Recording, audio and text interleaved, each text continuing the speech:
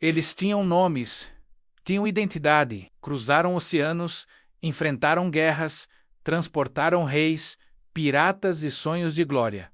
Mas o que acontecia quando um navio chegava ao fim? Eles afundavam, apodreciam ou simplesmente eram esquecidos. Alguns viraram lenda, outros desapareceram no silêncio do mar. Hoje, você vai conhecer um lado pouco contado da história marítima: a morte dos navios. Na era das colonizações, um navio era muito mais do que madeira e velas. Era visto como um ser com alma, vontade própria e destino.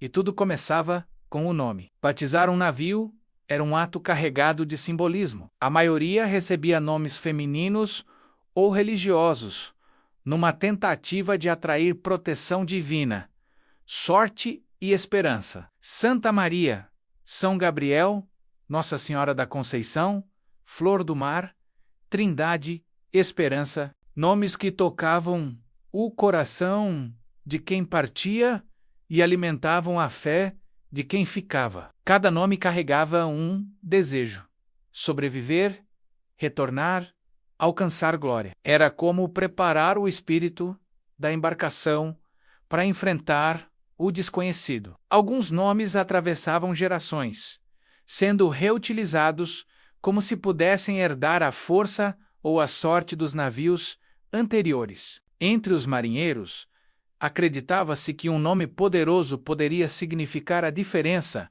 entre voltar para casa ou jamais ser visto novamente. Essa tradição vinha de tempos antigos e envolvia rituais que misturavam superstição, religiosidade e solenidade. Antes do primeiro contato com o mar, o casco era ungido, abençoado por padres ou líderes espirituais. Dependendo da cultura, discursos eram feitos diante da tripulação e dos construtores. E seguindo o costume, uma garrafa de vinho ou champanhe era quebrada contra a proa. Se não se partisse na primeira tentativa, era visto como um mau presságio. Aquilo não era apenas simbólico, era um verdadeiro nascimento. A partir daquele momento, o navio deixava de ser um objeto. Passava a ter identidade, história e até personalidade. Capitães juravam lealdade. Marinheiros faziam promessas silenciosas.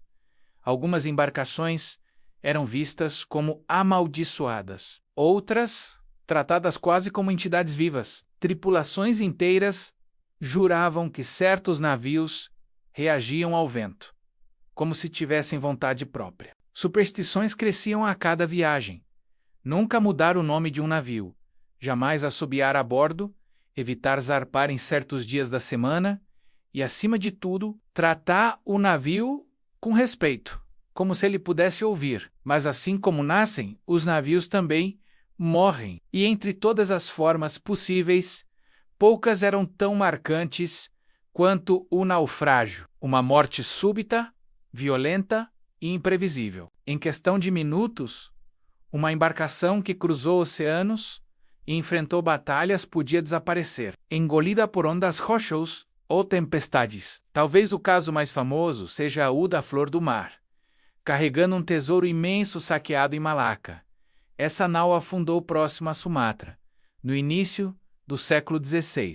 Seu conteúdo jamais foi recuperado e até hoje alimenta lendas sobre um dos maiores tesouros perdidos da história. Historiadores, aventureiros e caçadores de relíquias ainda sonham com seu paradeiro. Outro exemplo emblemático é o da nau Esmeralda, integrante da frota de Vasco da Gama.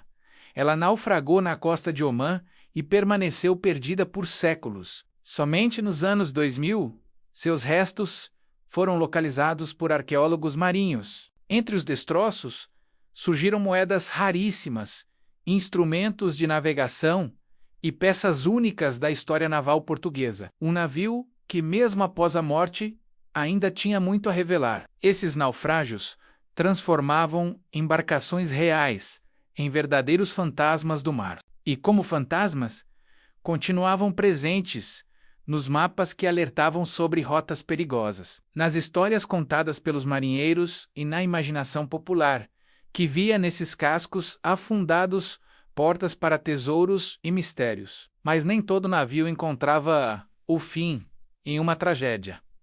Muitos simplesmente envelheciam. A madeira inchava com a umidade. O casco enfraquecia, tomado por cracas e vermes marinhos. As velas já não respondiam como antes. Manter a embarcação em atividade tornava-se caro, perigoso e arriscado. Assim, navios antes gloriosos eram abandonados. Alguns eram encalhados de propósito em praias distantes. Outros ficavam esquecidos em portos e docas, onde morriam lentamente, longe dos olhos de quem já não precisava mais deles. Em muitos casos, eram desmontados peça por peça. Suas madeiras ganhavam nova vida em casas, igrejas e celeiros. Em vilarejos costeiros da Europa, ainda hoje existem construções feitas com restos de antigas embarcações, especialmente em regiões de Portugal e da Espanha. Há relatos de capelas